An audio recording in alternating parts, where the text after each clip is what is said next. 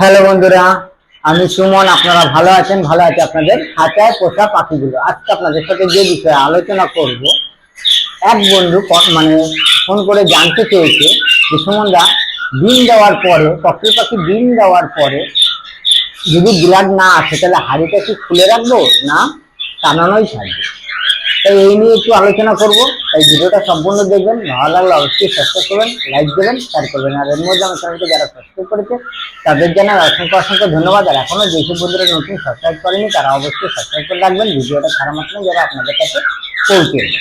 প্রথমে যে কথা বলবো যে দেখুন, পক্ষী পাখি ডিম দেওয়ার পরে যদি ব্লাড না আসে, তাই অনেক নতুন বন্ধুরা কি করে, আর এই যে বন্ধুটা ফোন করে জানতে হয়েছে টোটালি নতুন বন্ধু, 2 জোড়া সেট মানে পক্ষী পাখি আছে।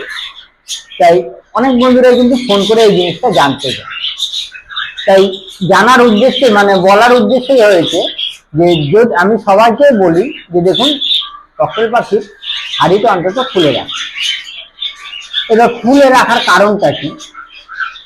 আজকে ধরুন এই যে আমার এই যে এই একটা সেট দেখুন, এই একটা সেট, এই সেটটার কিন্তু আপনাদের সঙ্গে শেয়ার করা হয়েছিল, ডিম দিয়েছিল 4 পিস। 4 পিসের ডিমটাই কিন্তু টোটালি আপনার হয়েছে লম্বা। আপনাদের সঙ্গে লম্বা যে ডিমগুলো লম্বা হয়েছে তার জন্য আমি আপনাদের সেটাও দেখিয়েছিলাম। এই লম্বা হয়ে গেলে ডিমগুলো কিন্তু ডিমে কিন্তু ব্লাড আসেনি।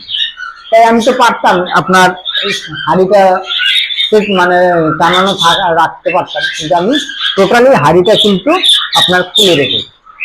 খুলে রাখার কারণই হয়েছে এই যে দেখুন, পাখিটা কিন্তু টানানোর পরে হয়তো দেখা গেল 15 দিন পর বা 1 মাস পর বা 20 দিন পর আবার ডিম দিয়ে দেবে, কিন্তু সেই দিনে তো হয়তো ব্লাড নাও আসতে পারে।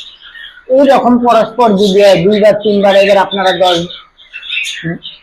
দিন, 12 দিন, 15 দিন পরে যখন ডিমটা শেষ করবেন তখন দেখবেন ডিমের মধ্যে ব্লাড আসছে। তখন আবার ডিমটা ফেলে দিলেন, আবার হাঁড়িটা এইভাবে টানিয়ে রেখে দিলেন, এই যে টানিয়ে রেখে দিলেন, ঠিক আছে। হাঁড়িটা টানানো হয়েছে, যখনই হচ্ছে আপনি হাঁড়ির থেকে ডিমগুলো ফেলে দিচ্ছেন, হাঁড়িটা টানানো হয়ে যাবে। তার ফলে কি হচ্ছে, এই যে আস্তে আস্তে না 2 বা 3 বার ডিম দেওয়ার পরে সেই ডিমটা দেখবেন আস্তে আস্তে সেই পক্ষী পাখিটা ফ্যাট হয়ে যাবে, মানে চবড়ি হয়ে যাবে। তখন এমন একটা সময় আসবে তখন এই পাখি কিন্তু আর ডিম দেবে না, ঠিক আছে।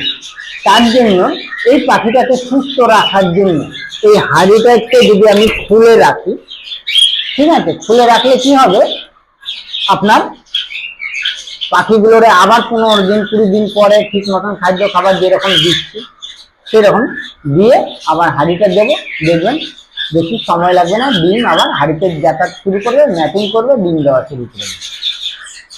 যার কারণেই আপনাদের বলা যে হাঁড়িটা খুলে রাখুন, ঠিক আছে। আর টানানো থাকলে অনেক সময় অনেক পক্ষী পাখি আছে যে হয়তো 1 বার 2 বার হাঁড়িতে গেল, তারপর দেখা গেলো মাঝখানে যাচ্ছেই না, মানে ওই হাঁড়ি টানানো রয়েছে। এবার আপনারা জানেন আমার পরিষ্কার হাঁড়ি, ঠিক আছে, পরিষ্কার হাঁড়ি, হাঁড়ির মধ্যে আরো অসুবিধা নেই। কিন্তু তখন দেখা গেল এই যে দেখুন হাঁড়িটা নিয়েছি, আপনারা ভালো করে ফলো করুন, মাকড়সার জাল হয়ে গেছে, দেখুন ফলো করুন,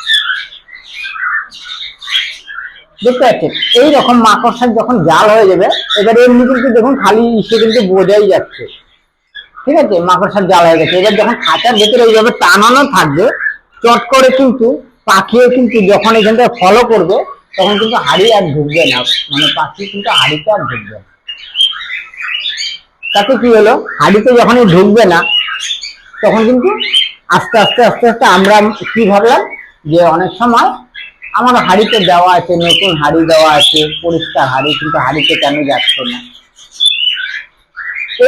এই কারণেই হয়েছিল হাঁড়িটা সবসময় ডিম আপনার ব্লাড আসুক চাই না আসুক।